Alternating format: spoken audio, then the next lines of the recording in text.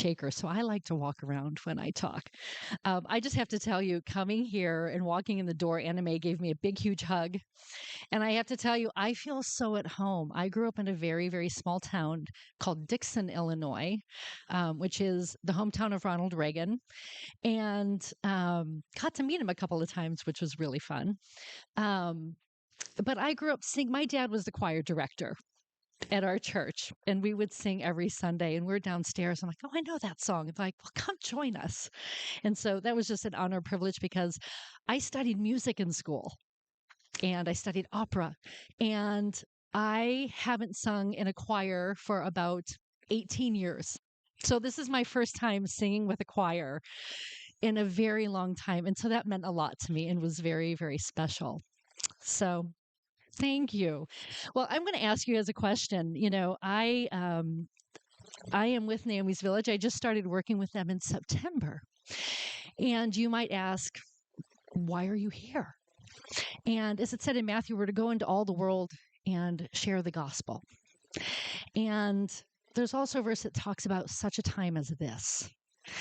And I'm going to share a little bit about me just to start. Like I said, I grew up in a little town. And can I ask, just by a raise of hands, have any of you been to church camp or Bible camp?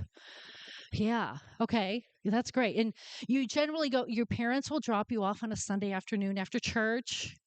And then they pick you up on Saturday, and you spend time with friends and do really cool things. Well, I will tell you, I was the kid that was in the camp director's office by Tuesday, hyperventilating because I was so homesick.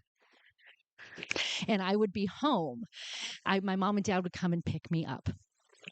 And I got exposed to missions at a very young age. We would always host missionaries in our home. And was it Jada who was in the choir? Jada, you remind me of myself as a little girl. I would sit in church, and but there was an organization called Teen Missions that came to our church, and I was 13 years old, and I went on my first missions trip to Gibraltar, Spain, and I cried every day because I was homesick. And we didn't have cell phones. This was back in 1988. And then I came home from that trip and I told my mom, if I ever ask to do this again, tell me no.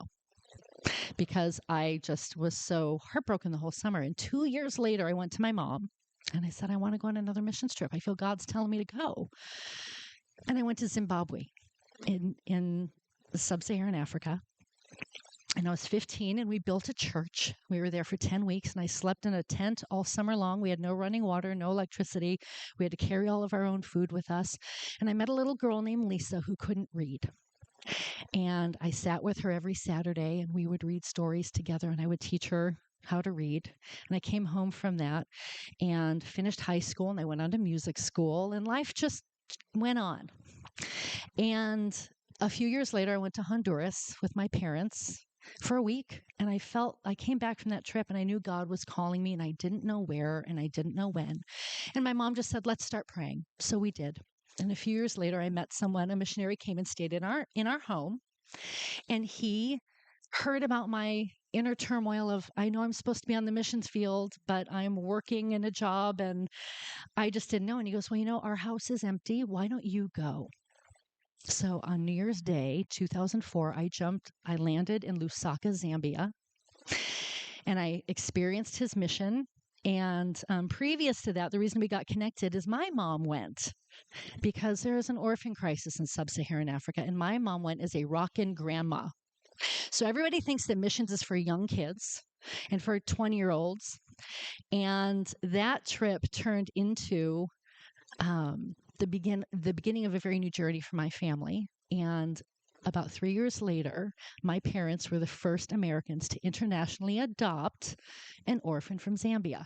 So I have a 22-year-old little sister, and my parents last year at the age of 78 became empty nesters for the very first time. So missions extends all the way across the world. Now, I went home, I raised funds, I moved to Zambia, and I was there for 17 years. I worked for 2 organizations. And if I think I have the clicker, so let me just share with you. I met the love of my life, Mark, in Zambia. And being married to a Zambian is a little difficult when you start having visa issues. So we decided a few years ago that the Lord was calling us to come back to the United States in order for him to get his U.S. citizenship. And I'm working on my Zambian citizenship so we can go back and forth. And then we don't have children, but I have 2 Labradors. I figured Tom shared his fish. I can share my dogs. So this is Malasha on the top and Mukwa on the bottom. I brought them back with me from Zambia. Malasha means charcoal, and Mukwa is a dark wood, a brown wood in Zambia. That's why we have those names.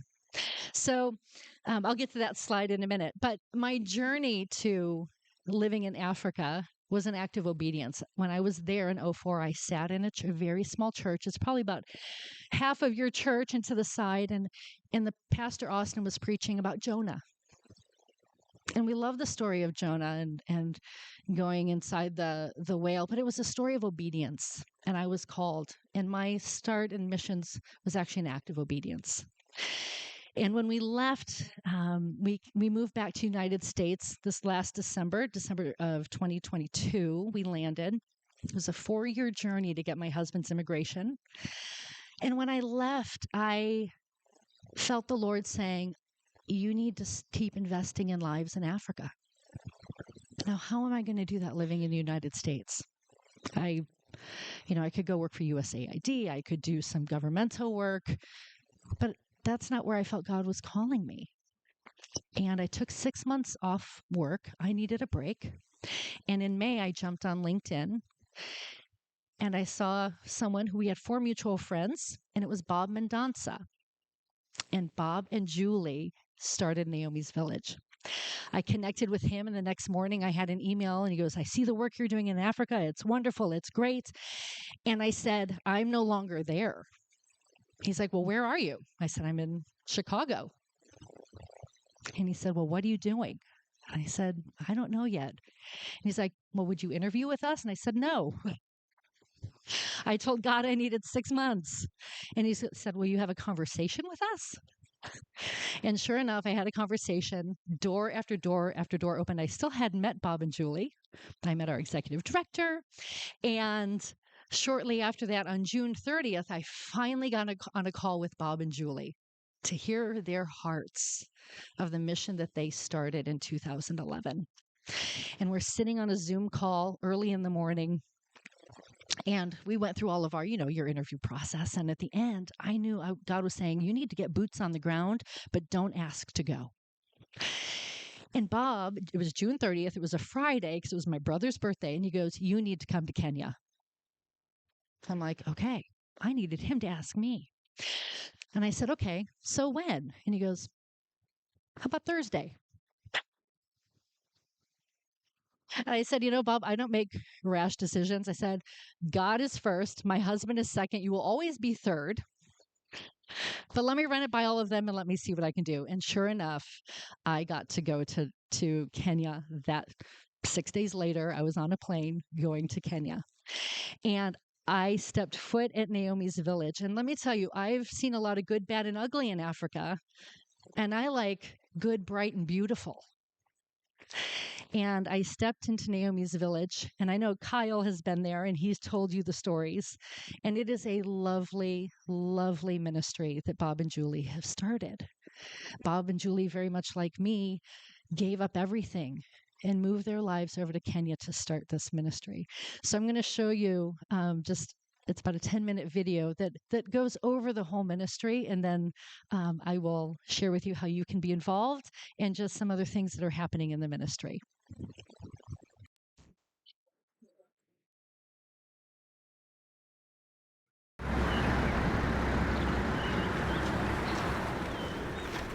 The name Naomi from the book of Ruth. Her story is a beautiful story of the redemption of joy and hope through the restoration of family. Naomi changed her name to Mara, which means bitter. These children, that's how they feel. They think I have forgotten them. They think I've dealt harshly with them. but I love them and I want to put them in family, which is exactly what we believe is happening at Naomi's Village. That there is restoration of joy and hope through family.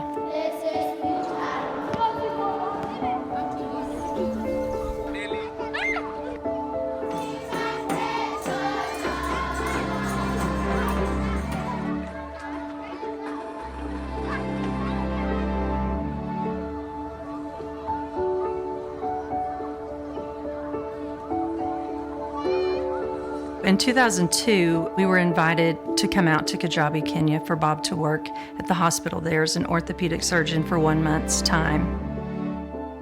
I was a full-time orthopedic surgeon in a private practice in Flower Mound, Lewisville, Texas. We lived in a nice suburban home there, and we loved our life. We had no plans to change anything. I would say that I came with begrudging obedience and a lot of fear. We had 2 very young children. They were ages 4 and 5, and it was a post-9/11 world in 2003. And at that time, the AIDS epidemic had decimated a population of people living in this truck stop town there. There were orphans by the thousands. There were people that were suffering under the effects of brutal generational poverty. Everywhere I looked, there were children who were parentless. They weren't in school. They were hungry. God clearly gave us this calling. It became so personal. Okay, we're in. We will get involved in the orphan crisis in Kenya. We moved to Kenya in 2008 under the call of Jesus. We felt God was calling us first and foremost to build a home. And he gave Julie the name Naomi's Village. And so we, in 2009, began building a children's home that was equipped to raise 100 children. And he gave us the vision not just to raise those children in a way that they would be protected from something, but to raise them to be equipped to be servant leaders themselves, to be part of the solution for the rest.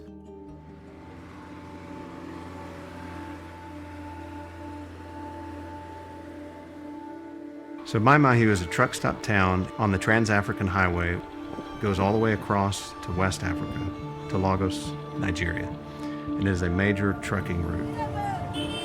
You have some roadside stands, you have prostitution, trucking, drugs and alcohol, violence and crime. Most families are fatherless and live at the poverty line or below. So you have single mothers doing their best to raise their children. Sometimes when we say there's an orphan crisis in Kenya, we could also say there's an education crisis in Kenya. It didn't take long for us to realize that we were going to need to start our own school. So we built our own school called Cornerstone Preparatory Academy about 4 miles away from Naomi's Village. Our kids go there, but also about 280 community students attend this school, being raised as servant leaders as part of our holistic vision here to change Kenya. In our area of Kenya, the schools are under-resourced. The average rural child end up in classrooms of 80 to 100 children. Corporal punishment being the norm without food in your stomach. Imagine what that's like. So we started our own school. We wanted safe learning environments for our kids. That they truly feel rooted, that they're part of a family, that they belong somewhere, that they're substantiated by who they are. It's not more complicated than that. It's not more complicated than that. Mama Antonio is a single mother. She works hard to raise her kids. I had a collision with my husband. When we had a fight, that's when I ran from Nairobi. I've got 4 children. I go to washing people's clothes. I get 300 shillings. I use it to at least clear my debts, Antonio really likes being a journalist. Mercy likes dancing in our church. The entire family of Naomi's Village, because of their assistance, taking my kids, and actually assisting them. I know that God is really happy about that.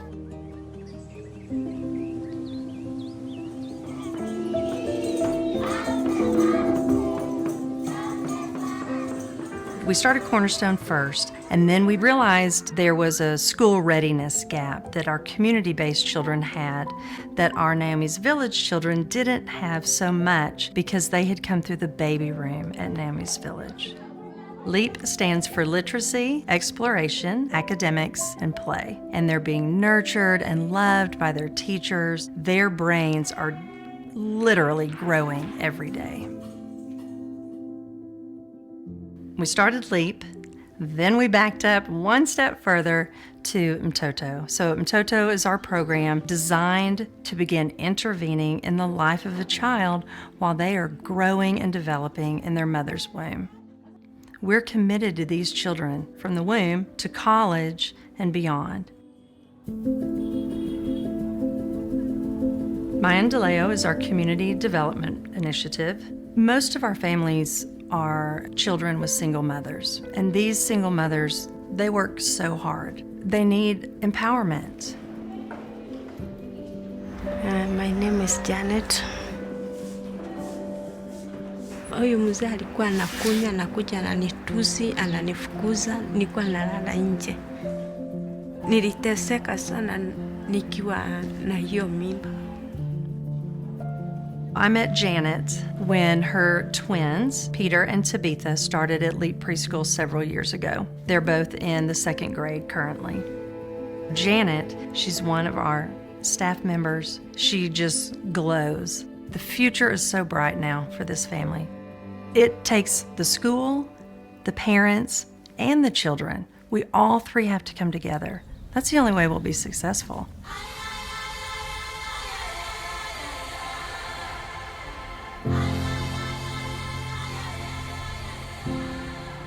The goal eventually is 1,000 kids enrolled in this school. Buildings, the buses, the numbers, that's not what God called Julie and I to do. And it's not what He called this ministry to do. He called us to raise servant leaders. What will completely affirm that that has happened is when these children grow up and do likewise.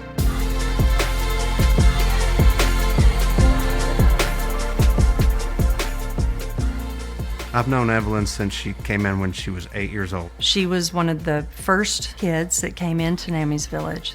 She wants to become a neurosurgeon. She looks at her future and sees where she's going, and she is doggedly determined to get there. I want to study medicine and be a surgeon. It will be my joy to see people having the same joy that I have because someone has helped me. I want someone to feel like they belong in a place where they can call home. One of my favorite verses is Revelation 21:5. He who sits on the throne says, I am making all things new. We've witnessed this over and over. Mama Antonio, Janet, Evelyn, and Mercy, and Antonio, and Tabitha, and Peter. It's when they're adults and they're living their life on purpose for other people. When that happens, and it will happen, the fullness of this ministry will be achieved.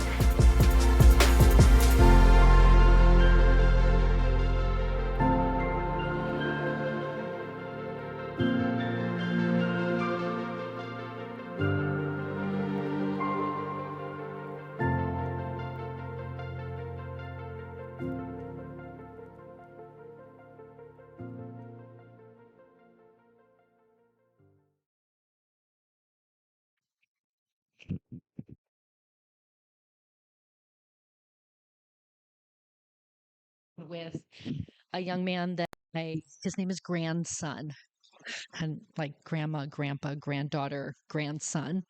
He is a young man that I have been working with since he was 10, and he is now turning 30.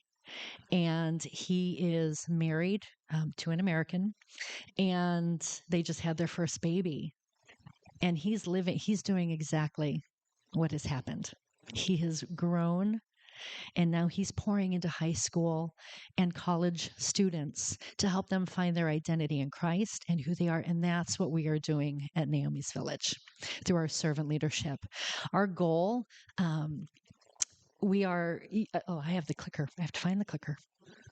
I think I left it up here.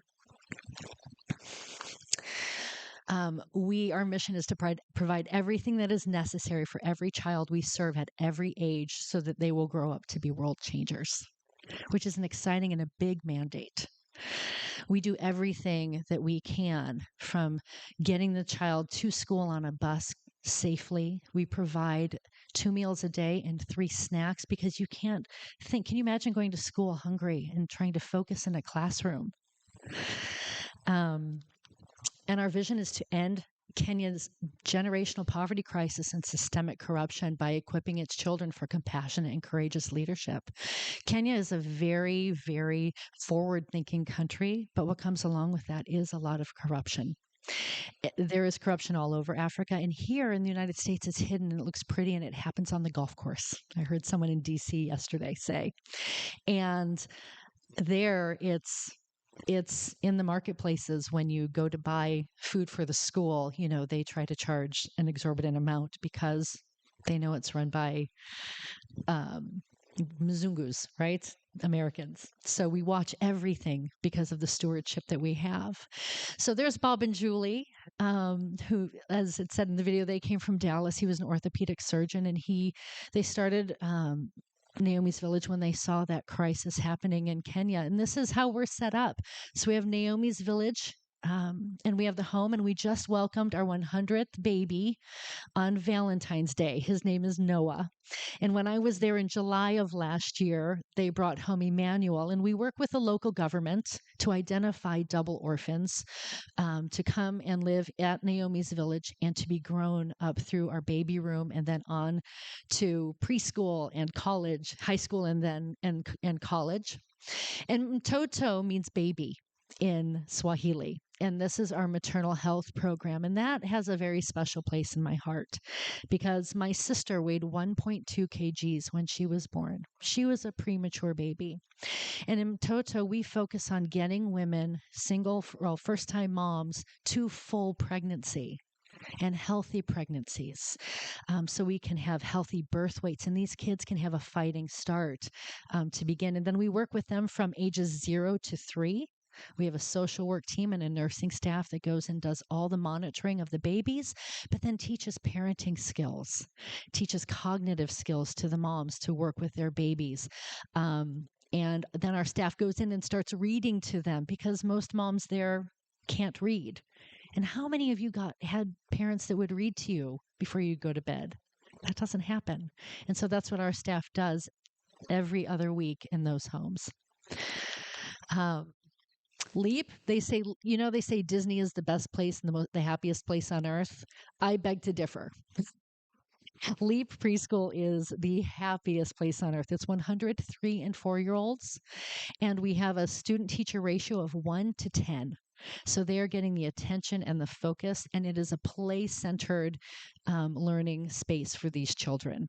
And it is the happiest place on earth. And then we have Cornerstone, which is our K to 12.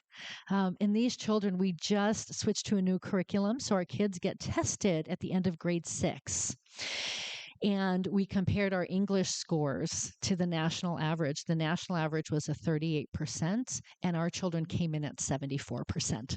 So we're seeing some impact and some change. And if these kids can be educated, they have a fighting chance to have a career and to provide for their families and do for others what has been done for them. And then Maendeleo, which we didn't really talk about in the video, is a community development program. We have the funds to purchase land and do communal gardening and training and raising up of animals and things for the community.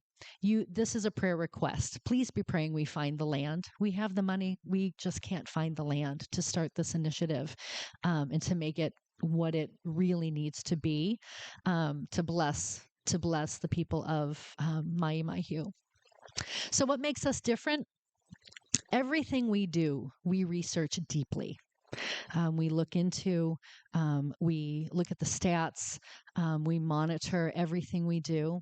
And our entire ministry is based on child sponsorship, which I looked at a statistic this past week that 95% of girl students from marginalized families don't finish elementary education in Kenya, in sub-Saharan Africa.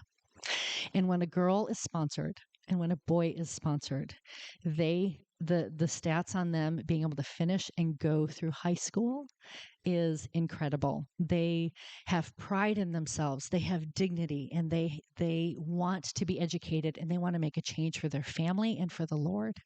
So I would love it if you would consider sponsoring. I have a table downstairs set up.